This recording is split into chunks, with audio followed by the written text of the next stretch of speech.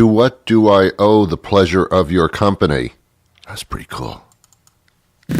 On the air everywhere, this is New England Broadcasting. Welcome to the Ron Van Dam Show. Hold on tight. Things can get a bit weird, if you like that sort of thing. To what do I owe the pleasure? Whatever. To what do I owe the pleasure of your company?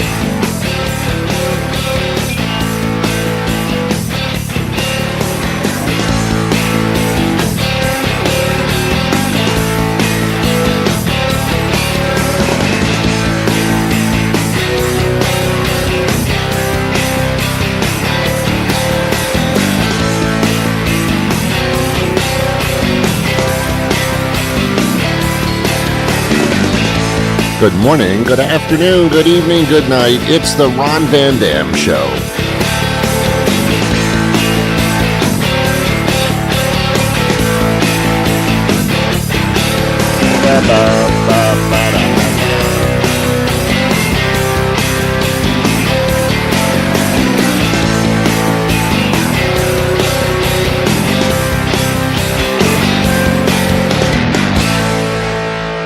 Sit back, relax, grab a cup of coffee, a cup of tea, whatever your liquid libation may be in the morning, and join us as we take a look at the world around us. As much as it's a pleasure to be with you, the pleasure is actually all yours.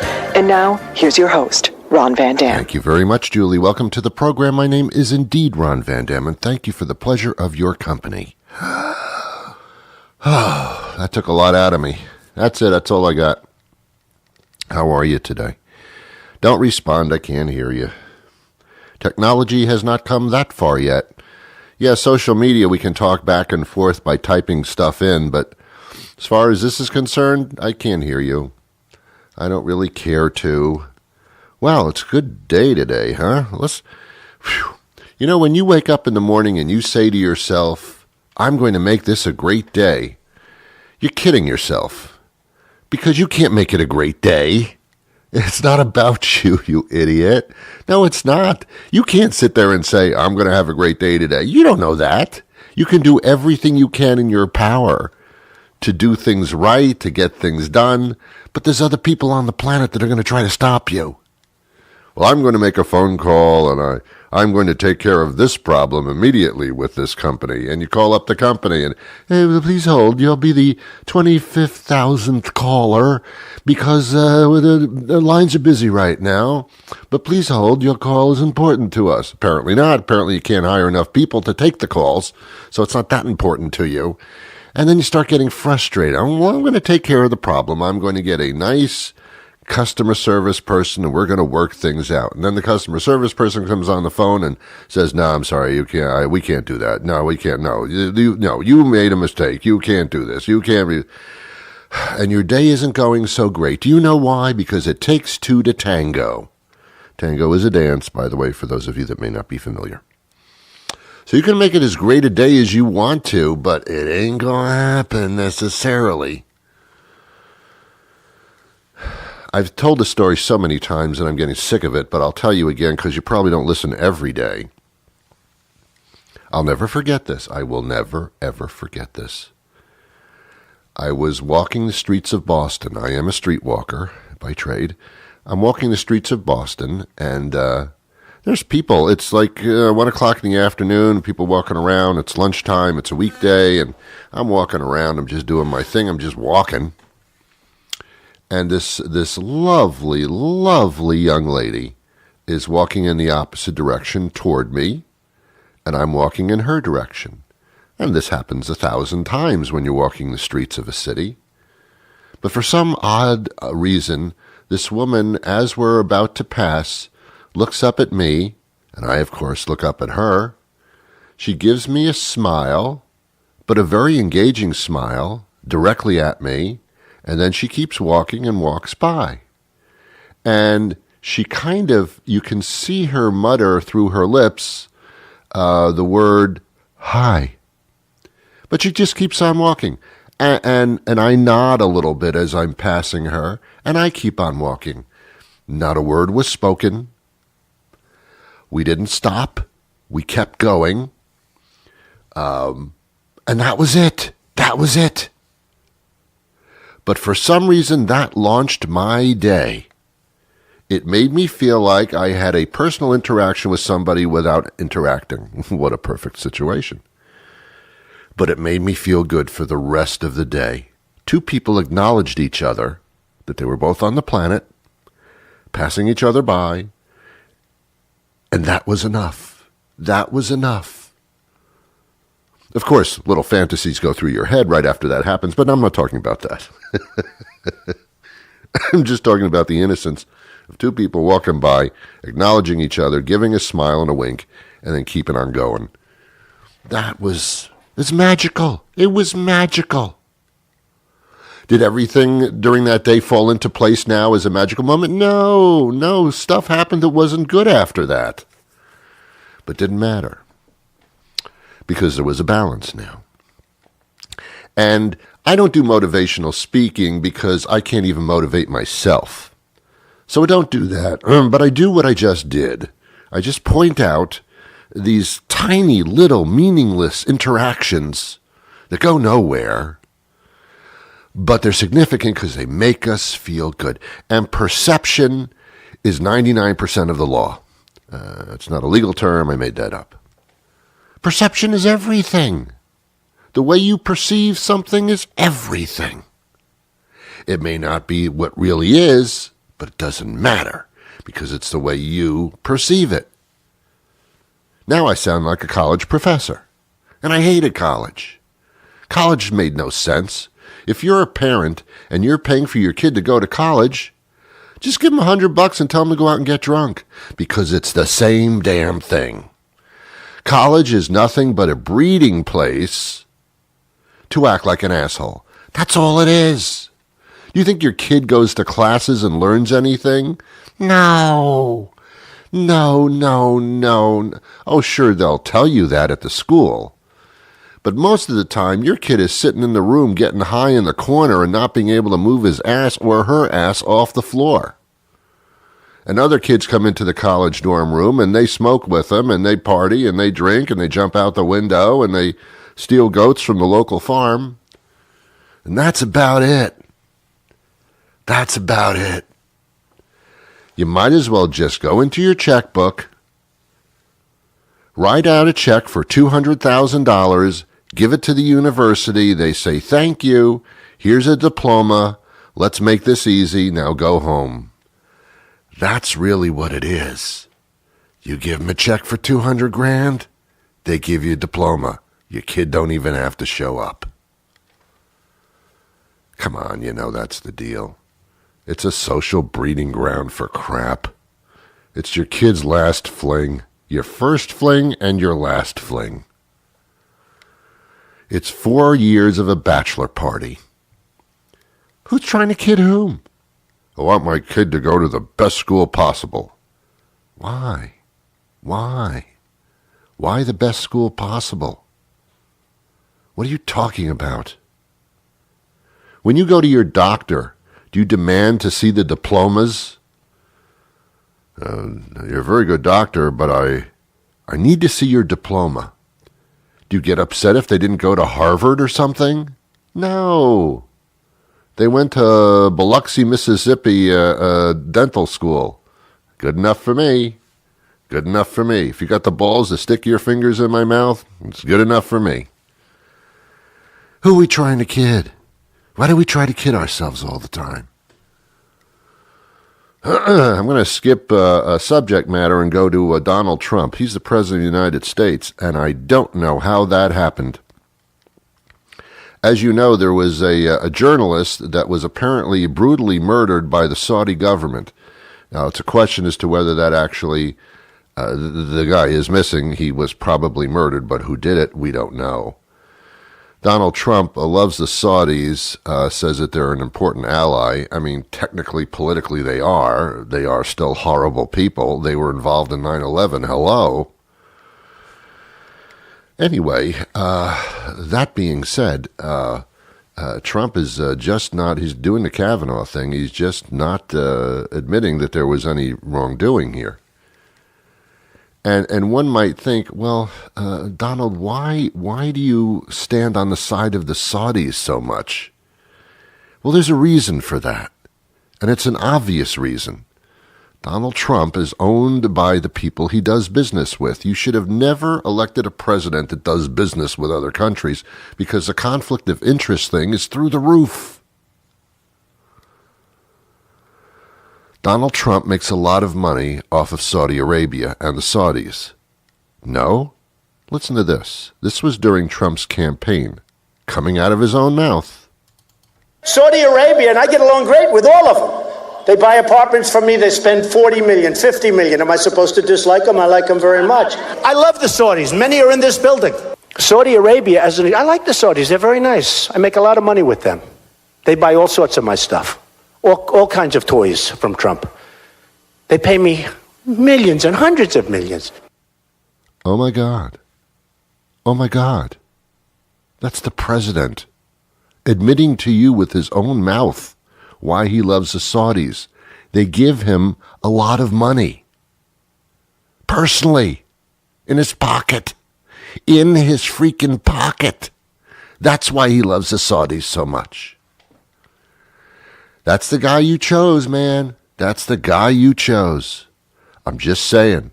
I didn't make that up. That's not fake news. You just heard his voice say it.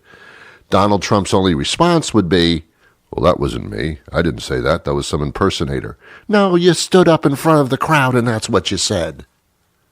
And the crowd still voted you in. Let's vote in a guy that has connections to these weird countries, admits that he takes their money, puts it in their pocket. He loves the Saudis. Many of them are in the building today. It's like that's an incredible revelation. I love the Jews. Many Jews are in the city that I live in. I see. That's how you get along with them so well.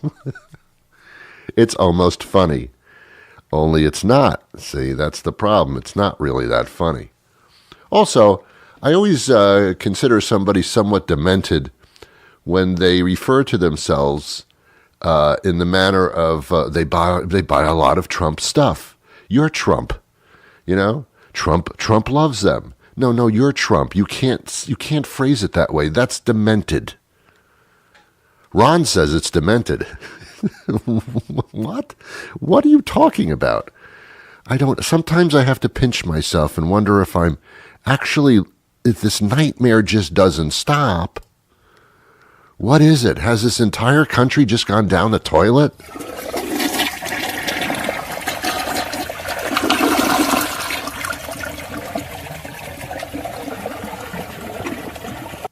I knew that recording would come in handy someday. All right, take it easy. It's not that funny. We have an interesting interview coming up just a little bit later in the program. Thank you for being so sophisticated and being the kind of people that you are. You are listening to The Ron Van Dam Show, refined entertainment for a sophisticated audience who sometimes enjoy a good fart joke.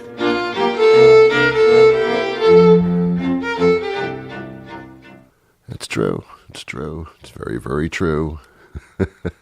I love to be sophisticated. I try to be sophisticated, even though I'm not. Well, maybe I am. I might be more sophisticated than you are.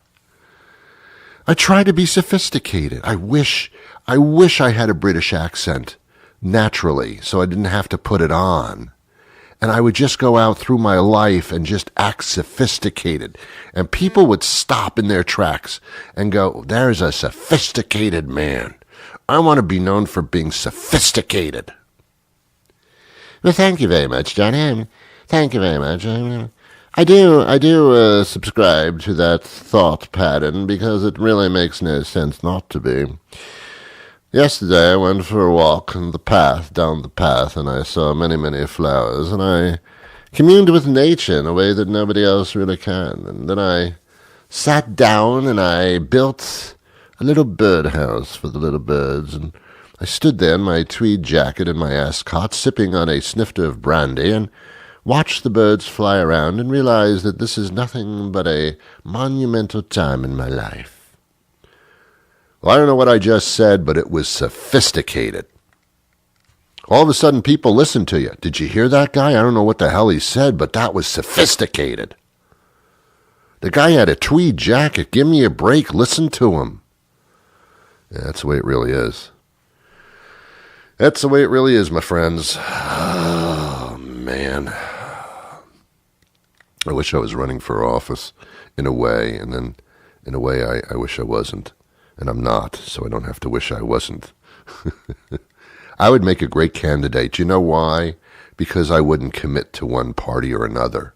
Here's what I would do. I'd say, I'm running as a Democrat, but not. I'm not running as a Democrat, but I'm running as a Democrat. Well, what do you mean, Ron? Well, here's this thing. I want to hear ideas from both sides. We're all going to sit down. We're going to talk it out. And we're going to find common ground, and those are the things that we're going to make happen, the things on which we find common ground. And if we don't have common ground, damn it, we're going to look for it. Both sides will participate in everything. Do I have beliefs? Yes, I do. Am I going to invoke my beliefs on everything? No, I won't, because I want to listen to both sides. And when we listen, we become productive. Well, everybody would vote for me. Everybody would vote for me. They say, Ron, I'm sick of this left stuff, and I'm sick of this right stuff, and this middle of non-committalness. But Ron, we love your theory. Both sides sit down and they talk out everything. I love that, Ron. I love that about you. You're my man. I want you to be president. Well, thank you very much, but I can't be president because I am too freaking lazy. I would be the president that never got out of bed. I would take care of things from my bed. Not that I'm bedridden, I just love my bed. Give me my bed, a television set, and a snuggly dog, and I am set. I am good. It's all I want. Become your president? That's up to you. Expect anything from me? That's a different story. Because we're going to work together. Do you know why we're going to work together? Because I'm too lazy to do it myself. And thank God I'm too lazy to do it for myself. Otherwise, we'd all be in tremendous trouble. Do you find that to be crazy?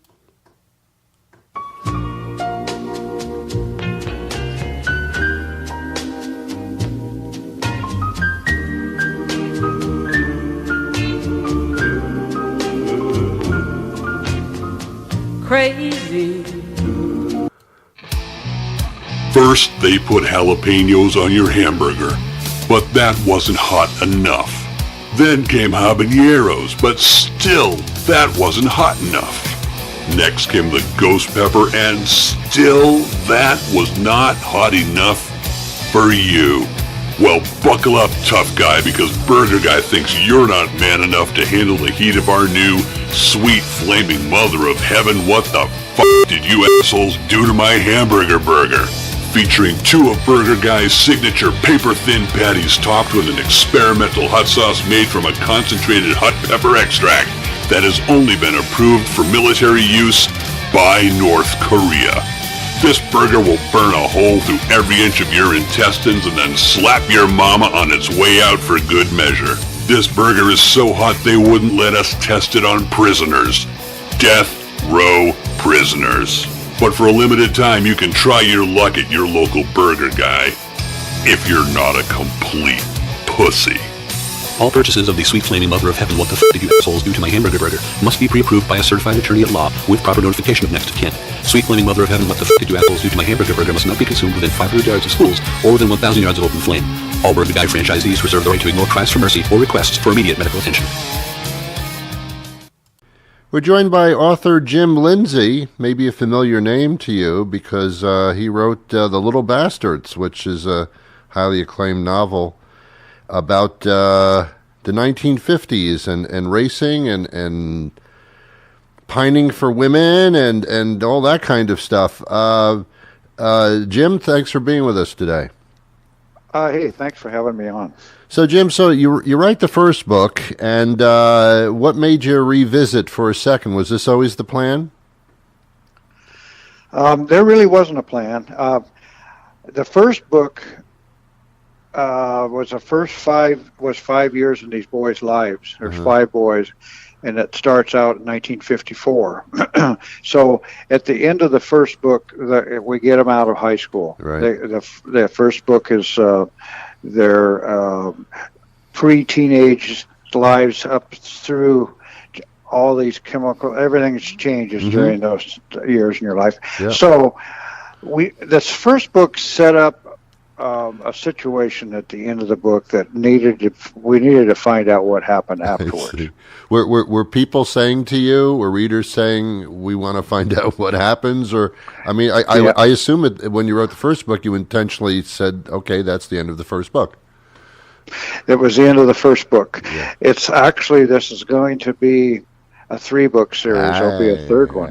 But the second one is it's called Swerve, and the reason for the name Swerve is because anybody that's graduated from high school or maybe didn't graduate, walked out the door, they'll tell you that everything changes. You may think you're going to be a dentist or a nurse or a fireman or whatever that day when you walk out that door, and 2 weeks later you might be in the army or in jail or something. You don't know. You also picture the woman that you're going to marry or what you're going to do with your personal life or the kind of home you're going to have, and that doesn't usually work out either. Exactly. Yeah. So this is in the 50s, and this is the first decade following World War II and the Great Depression. The baby boomers. Okay. Yeah. Yeah. So this is a different time. In the 50s kind of have gotten lost. They had the Korean War, but nobody remembers about. I know. But the 60s, we had the Vietnam War, and we had Elvis. We had the hippies and that sort of thing. Yeah. Well, in the 50s, I was at a very impressionable age. I was from 8 to 12 years old. So I'm watching these older kids, and my dad had a farm, and he hired these kids that would come to work, and they were in their teenage years to early 20s, and they would roll in with these chopped down Fords, and they had hair like Elvis, and Elvis was on the radio. Everything stopped when Elvis came on the radio. Okay, and we had a new Buick in the garage, and my mom had a new automatic wash machine. We got our first TV, and everything was cool. Yeah, everything was just, and so I thought, these boys need a word in about themselves, and but people who are at any age can relate to these books because we all went through that period of our time growing up. Yeah. I got a postcard from a guy from France who had read the first book, and he said it was just like my hometown. So it can appeal to everybody. Yeah, it does. Now, the connection between the cars, which were big deals back then, certainly, the connection between the cars and the girls, there was a plight by these characters to impress the girls. What was the relationship between the guys in cars and the guys and girls? A magnet. Okay. No, I don't know if there's really an answer to that. Americans have always been obsessed with cars. It's that independence, and it's your badge. And when I was in school, this would be probably not correct to say something politically correct now, but back then, if a new kid came to town, first thing you'd say, well, what kind of cars he drive? Yeah. So he was known. One day he could be driving his mom's Nash Rambler, and next day he shows up in a Corvette. Yeah. He's a new guy. Yeah. Okay. Then the girls notice that, and so we thought at the time, if we just had that car, because girls, when you were when you were still on your bicycle, you had girls you played marbles with and rolled in the dirt with, and then all of a sudden, one summer goes by and you go, this girl, she's gone. She's from another planet. She's changed. So we didn't know what to do. Interesting. Yeah, cars now. I mean, kids get cars when they reach age, but I don't think it has as much an effect as in that time. And people worked on their cars and polished it. I don't see kids polishing their cars. It's different, isn't it? Yes, it is. In 1960, about the end of the first book and the start of the second book, things were changing, and Detroit got into the hot rod business. Sure. They saw what was going on. Well, up until about 1960, 62, you had to build your own car if you wanted a hot rod. Right. Well, after that, you could just get a job in a mill somewhere, and the next Monday be driving a Impala with a 4-speed. Yeah. Okay. And you'd have a payment book. Yeah. Wow. Okay. So this book takes off where the other book left, and so certainly readers of the first book will find this fascinating. What if one hadn't read the first book first? Can you get into it with the second, or should we go back and read the whole deal? You can. The second one will stand alone. Good. What happened? The way I went from the first story to the second story was a newspaper article, and so this newspaper article that the narrator Sonny Mitchell reads. Yes. In the first of the book, it explains what happened in the second, in the first book. So by reading that, then you're hooked up and you're going. And then the second book has 3 plots. One of them is he almost destroyed his car in the first one, saving this girl's life. So he had to rebuild the car. And a hot dog new kid comes to town, and so there's a competition there. The second plot is this love story, because he falls in love with this girl in the first book that he saved. Yep. Okay, her dad's a banker, and he's a white-collar guy, and Sonny Mitchell, our guy, he's a blue-collar kid. So this is not working out very good. So this is a love story. The third plot, to get Marilyn's father over to his side, he accidentally figures out that the bank is financing the sawmill, which is in trouble, and Sonny has to solve the mystery. Wow. And all this stuff happens right at the very last. Great. Yeah, I'm pretty proud of it. I'm pretty proud of it. Should be. I'm getting a lot of nice reviews, and excellent. The first book went over very well. It's all over the country, all over the world. You're absolutely right. It's a time of life where everything happens. And the rest of your life, not so much. But everything. The rest of your life, you deal with it. Yeah, I know. But it seems like like for 3-4 years, everything happened. You discover everything. Everything happens. Everything's a first. It's really an incredible part of life, and it shapes you for the whole thing. And that period of time that you're talking about in the 50s, that was a first for many technologies and many, as you say, television and all that stuff. So it was just a compound of first stuff. Are you Sonny Mitchell? Pardon me? Are you Sonny Mitchell? You're going to find yourself in this book, and you're going to find your friends. The friends that you made in high school are lifetime friends. Yeah. I don't care if you ever see them again. Yeah. They just are. And so these 5 boys and their girls, there's girls in these books. Yeah. And you'll say, oh, well, that was Susie, or that was... It's a little like American Graffiti, I got you. You can relate to them. Yeah, very similar, yeah. So everybody's got a little Sonny Mitchell in them. Yeah, a little bit of Sonny Mitchell. A little bit of Sonny Mitchell. The guys do, certainly. If the girl said that means something else. Okay. The book is, it's fascinating. It's called Swerve, The Little Bastards, Book 2. And, of course, you can always pick up the first book as well. I assume it's available on Amazon and all outlets? Absolutely. You can get it. Go to my website. It's Jim Lindsay, and that's LINDSAY, author.com. And you'll see how to get both books, my life story, and how I happened to be was able to do this, because when you write, you really kind of have to know what you're writing about. Yeah. Great talking to you. We'll talk in the future when book 3 comes out, huh? Yes, let's do that. You got it. Thanks very much. Thank you. Okay. Take care. Bye. Bye-bye. Well. This has been an experience that I will never forget. Well, I shouldn't say never forget.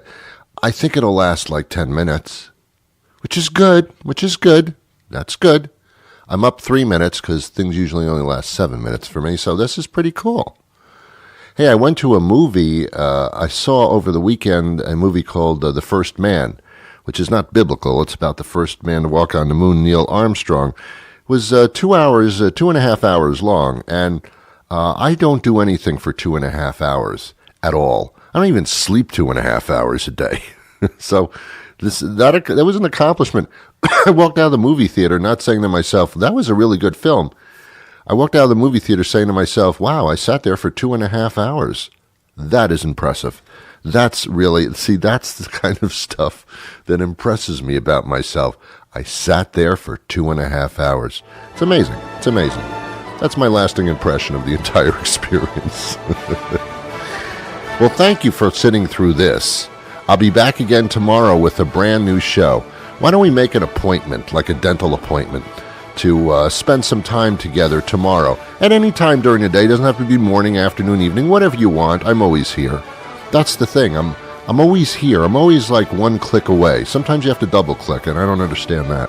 Why would you have to double click if you already clicked? Like, are you confirming your click? What's the point of that? Have yourselves a wonderful day. I wish you peace.